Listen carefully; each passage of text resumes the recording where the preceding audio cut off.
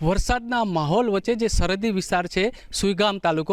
તાલુકાની દશા અને દિશા બંને ખરાબ કરી દીધી છે, જેને કારણે લોકોની પરિસ્થિતિ ખરાબ છે। સીધા દ્રશ્ય બતાવી સુઈગામનો જે 4 રસ્તા વિસ્તાર પડે છે એ વિસ્તારના આપ જોઈ રહ્યા છો તે અહીંયા સ્થાનિકો રહી રહ્યા છે। અહીંયા મકાનની દિવાલ પડી ગઈ છે, અહીંના પશુપાલન કે છે એ આ લોકોને ખબર નથી, ઘરમાં ગેસની બોટલ નથી અને પરિણામે જે અહીંનો જે પરિવાર હતો પરિવાર જે એ પણ ક્યાંક ને ક્યાંક પોતાનું મકાન છોડીને બહાર રહેવા માટે મજબૂર થયો છે। અહીંના જે